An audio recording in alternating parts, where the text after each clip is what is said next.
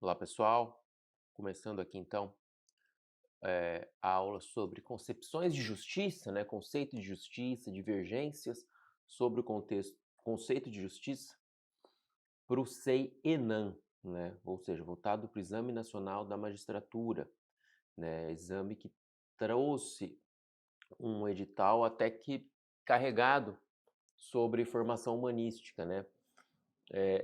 Além disso, né, além de formação humanística específica, o que eu acho importante a gente levar em conta nesse edital é que ele tem um caráter multidisciplinar, voltado a questões de vocação, resolução de problemas, etc.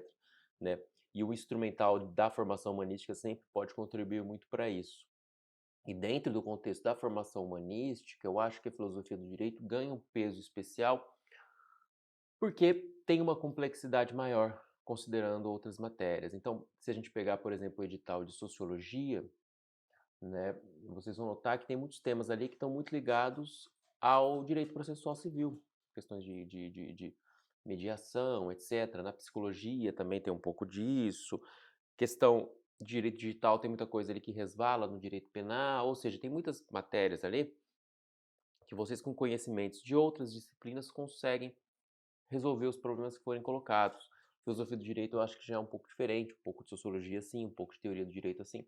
Por isso que nessa reta final para o CEA-NAM, o meu foco vai ser principalmente nessas matérias mais complexas, tá certo? E filosofia do direito é uma delas, e especificamente dentro dos temas de filosofia do direito, eu acho que um que é muito importante é essa questão dos conceitos de justiça, né? Porque temas como o que é justo e o que é direito são fundamentais para a filosofia do direito, tá certo? São temas que geram uma enorme discussão, né? E são temas que vão ter um reflexo em outros assuntos, como por exemplo o debate entre o positivismo e o pós-positivismo, enfim. Né? Então nessa aula o que eu vou fazer com vocês? Vou tentar apresentar a problemática de uma forma muito objetiva, pensar algumas concepções de justiça no decorrer da história da filosofia que eu acho que são mais importantes, tá? Começando na antiguidade e terminando em John Rawls, de modo que vocês tenham aí uma evolução geral desse tema, tá certo? Sem pretensão de esgotar no material, eu trago aí um pouco mais de detalhes, mas que vocês tenham pelo menos algum guia para enfrentar esse assunto, caso ele venha a ser cobrado na prova, tá certo? Então vamos lá. Eu acho que o primeiro ponto de partida que a gente tem que ter quando a gente pensa nesse tema do que é justiça é não ficar decorando simplesmente alguns conceitos. Ah, o Kant diz isso, o Hobbes diz isso, o Locke diz isso, o Hume diz isso, né?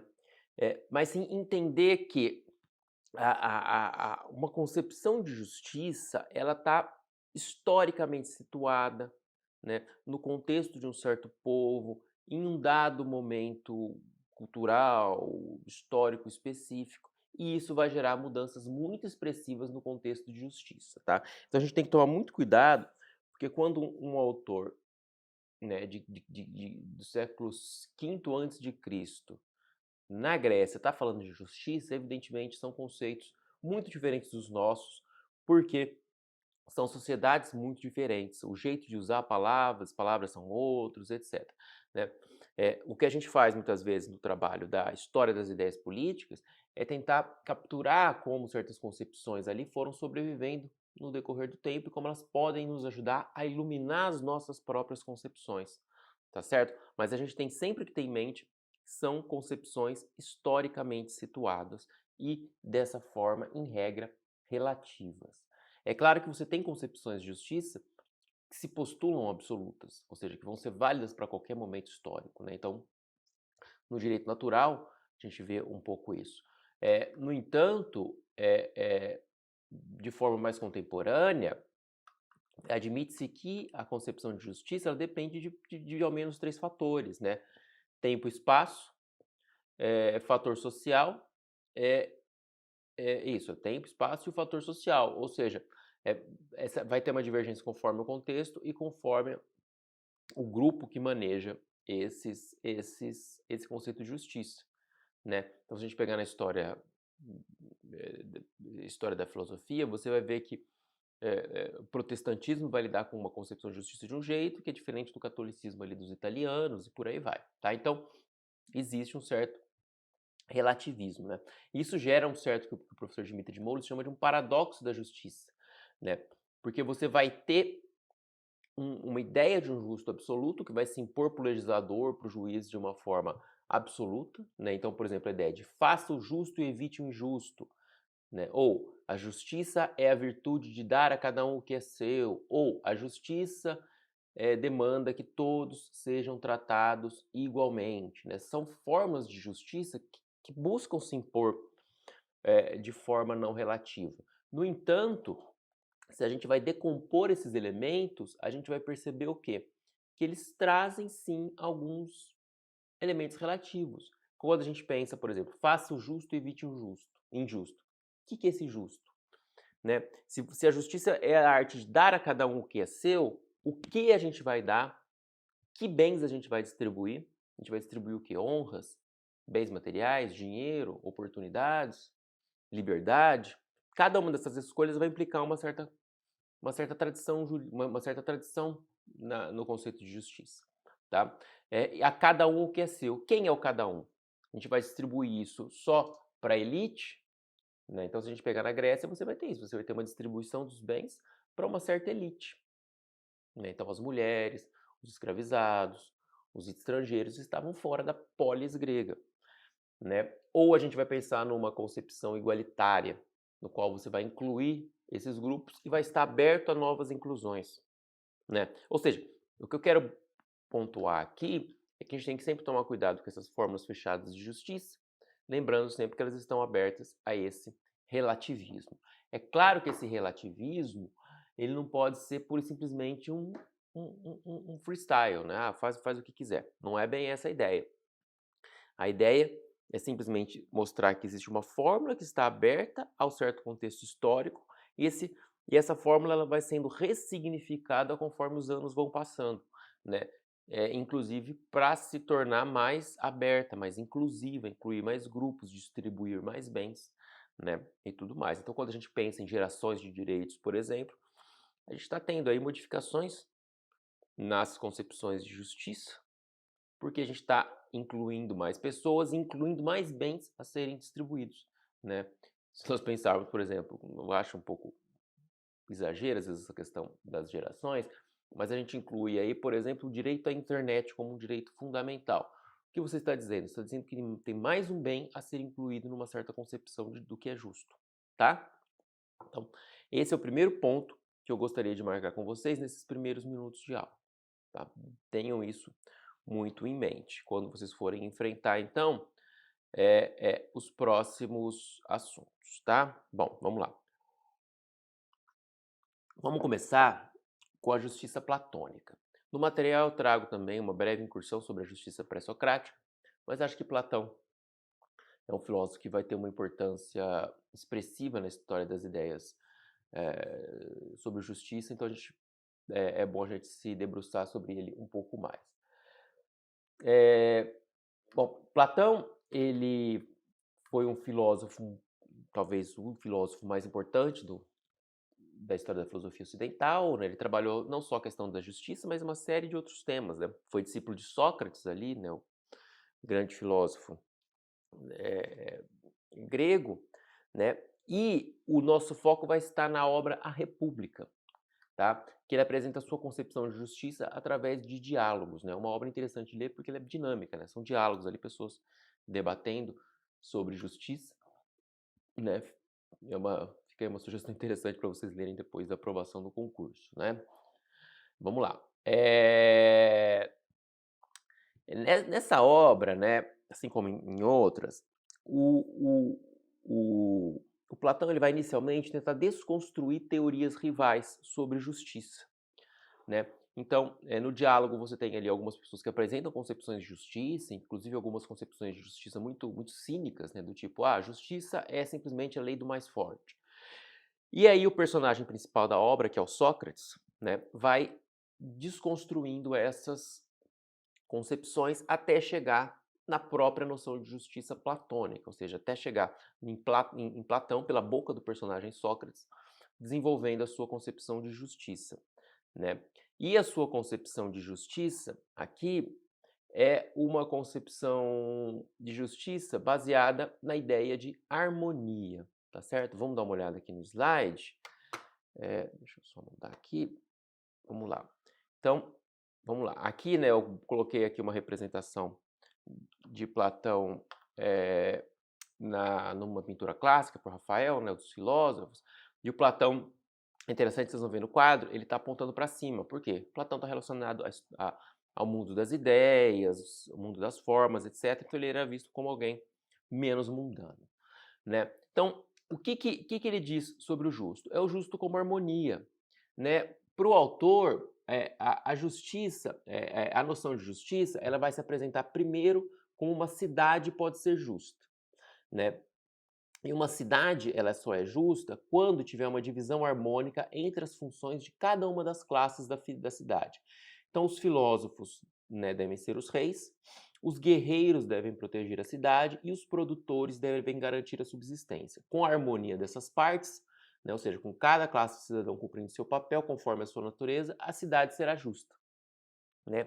E a virtude pessoal possui essa mesma estrutura, né? Então, de acordo com Platão, a alma possui um aspecto racional na cabeça que controla os demais aspectos. Ela tem um aspecto irascível, que é no coração, relacionado a sentimentos, que permite a coragem, e o apetitivo, que objetiva a satisfação de desejos e permite a temperança e a moderação.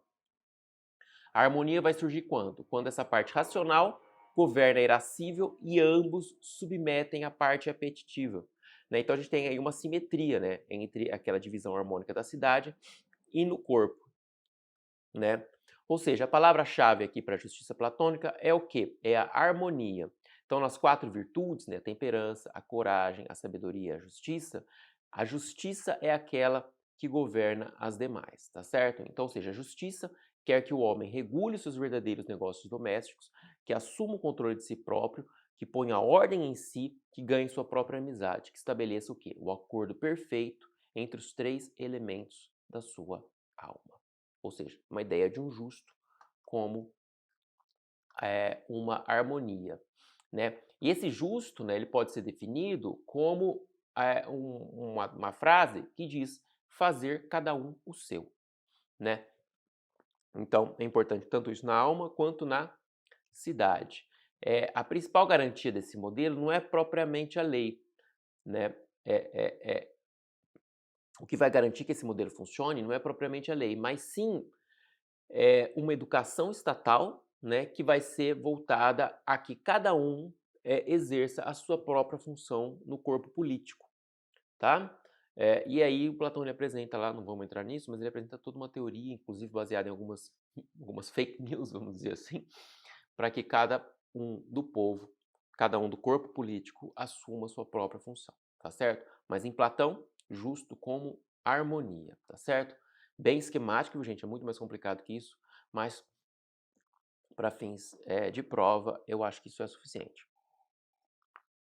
Vamos agora falar um pouco de Aristóteles. Aristóteles também filósofo grego, nasceu, no entanto, na Macedônia, foi aluno do Platão por 20 anos e é considerado um dos principais nomes da filosofia. E ele escreveu não só sobre questões de justiça, de política, etc., mas de tudo. Ele escrevia sobre biologia, de planta, de pedra, de espaço, de física, enfim, metafísica, biologia, escreveu de tudo, literalmente, né? É, é, mas para o campo, para o que nos interessa, as principais obras dele são a Ética Nicomaqueia, também conhecida como a Ética Nicômaco, e também a Política, tá certo? Um ponto importante do pensamento aristotélico, né, que vocês certamente já ouviram falar, é a ideia de que a vida humana ela tem um propósito voltado para a felicidade, né? Essa felicidade, no entanto, ela deve ser sempre mediada pela razão, tá certo? E por isso, segundo Aristóteles, é importante a prática das virtudes, né? Então essas virtudes, né, que fazem parte de toda uma tradição do pensamento greco-romano, né, temperança, coragem, bondade, etc. O ser humano até nasce com uma certa propensão para a virtude, mas ele precisa treinar a virtude no decorrer da vida, né? E é esse treino da virtude que leva a essa felicidade, tá certo?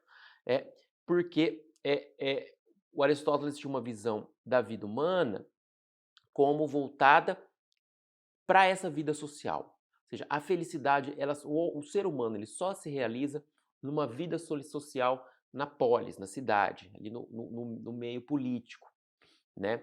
É por isso que, aquela história, né?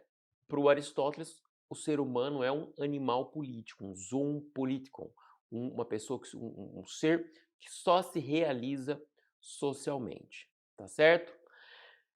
Na Ética Nicomaqueia, que é a principal obra ética elaborada por Aristóteles, ele vai tratar muito dessa questão da virtude moral, né? Que a virtude moral, segundo ele, é uma escolha, vou ler aqui, né? Uma disposição de escolher por deliberação, consistindo entre um meio termo relativo a nós, mediado pela razão, como delimitaria o prudente. Significa o quê? Que o exercício da virtude moral é uma escolha deliberada entre os dois extremos, né? Então, se a gente pensa, por exemplo, na coragem, né, o exercício da virtude da coragem, ela tem que ser feito no meio termo. O sujeito ele não pode ser nem corajoso demais, e aí porque faria com que ele fosse, por exemplo, enfrentar um exército sozinho, né? Seria aí ele seria ele incorrer no vício da temeridade, mas ele também não pode ser ausente de coragem, ele não pode ser covarde. Então a coragem, como exercício da virtude, ela vai estar no meio termo. Não ser estúpido o suficiente para enfrentar um exército sozinho, mas também não fugir da guerra, tá certo? E levar em consideração sempre o contexto, né? Coragem para um civil se opera, em tese, diferentemente de um militar que teria que ter mais coragem para enfrentar o inimigo, né? Vamos lá. Então, né, interessante isso, né? As virtudes morais aristotélicas, que a gente está pensando numa ética mais pessoal, ela vai variar conforme o contexto e conforme a própria inclinação pessoal do sujeito, tá? E aí a gente pode dar o pulo agora para a justiça, que é a principal de todas as virtudes, né? Para o Aristóteles, né, e isso, como eu disse, é muito importante a gente sempre, quando a gente estuda a história das ideias políticas, leva em conta o modo como as palavras são usadas no passado, né? Por exemplo, se vocês forem estudar as concepções de amor na antiguidade, você vai ver que você tem uma série de critérios, série de conceitos que foram sendo todos unidos e chegou para a gente uma versão talvez mais empobrecida do conceito de amor, né? Então, justiça tem um pouco isso. Você tem uma série de concepções de justiça que é diferente do que nós temos hoje, mas que nos influenciam e permite, como eu disse, iluminar os nossos debates contemporâneos, né? Então vamos dar uma olhadinha aqui no slide, porque essa concepção de justiça está prevista expressamente, costuma estar prevista expressamente nos editais de formação humanística para a magistratura. Vamos lá. Então, em primeiro lugar, nós temos o justo universal, geral ou legal, que é o quê? Estabelecido pelas leis corretas da cidade. Aqui, a conformidade da conduta de um indivíduo é justo ou injusto se estiver de acordo com a lei, né? Então, o justo é aquilo que está estabelecido de acordo com as leis corretas de uma cidade, com vistas sempre ao bem comum, né? A lei visa aqui, a maior parte das vezes, orientar o que se deve fazer, o que se considera justo, tá certo? Leva em consideração, portanto, uma ação pública com relação aos outros, tá? Então, a lei aqui é uma condição necessária para realizar da justiça, nascendo assim o direito a serviço das virtudes, né? Essa é uma justiça universal como soma de todas as virtudes. Então, é a soma da piedade, da coragem, da prudência, da temperança, da modéstia, etc. Sendo que a virtude perfeita, a virtude universal. Temos ainda o justo particular, né? Que é o quê? É a virtude pensada individualmente como distinta das outras. Então, é uma virtude que não é a soma de todas as outras, mas é uma virtude particular. Então, uma virtude que é diferente da temperança, que é diferente da coragem, que é diferente da prudência. E é fundamentada aqui por uma noção de igualdade. né? Então, é um comportamento de um indivíduo com relação à distribuição de bens e de deveres dentro da polis, dentro da cidade, né? Segundo Aristóteles, alguns tipos de vício, eles vão decorrer justamente desse descumprimento dos deveres de igualdade. Então, o justo aqui é o desigual, né? A justiça aqui nesse contexto está ligada à ideia de dar a cada um o que é seu. E ela pode ser vinculada ao justo corretivo ou comutativo, que busca a correção das transações voluntárias ou involuntárias. Então, aqui é a justiça das relações privadas, adotada principalmente no direito privado, né? Então, o critério aqui ele é proporcional aritmético. Então, se alguém causou um dano, por exemplo, de 10 dracmas, ele vai ter que ressarcir nesse valor. E o juiz ele age como intermediário das partes. Vai acabar tendo influência na contemporaneidade, no direito civil, no direito das obrigações, na responsabilidade civil. E também nós vamos ter aqui o justo distributivo, que envolve o tratamento proporcional ao merecimento. Então aqui ele está ligado à distribuição de bens, honras, cargos, de acordo com a virtude política. Existe um tratamento proporcional, né? Então alguém não pode nem receber nem mais nem menos do que merece, tá? É um critério, vamos dizer assim, meritocrático, tá? Isso daqui, né, é importante a gente ressaltar que está muito ligado ao regime de governo dentro dos debates feitos na antiguidade clássica, né? Então, está muito vinculado a uma certa distribuição política de mérito.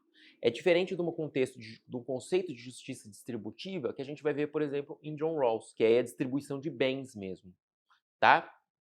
Aqui, o conceito de justiça distributivo está muito relacionado a essa questão do mérito na esfera pública, tá? E um ponto importante ainda sobre a justiça particular é a sua relação prática, né, com a prática da justiça, tá? Porque é através da ação do juiz que a justiça é restabelecida a partir da restauração da igualdade, né? Então, um juiz em grego é o dikastes, que significa aquele que pratica de quê? Que é a justiça, né? Então, o juiz ele vai restabelecer a igualdade entre as partes que tenha sido violada dentro desse contexto do justo particular, tá? E o Aristóteles admite que isso nem sempre é apenas uma questão de aplicação do direito, tá?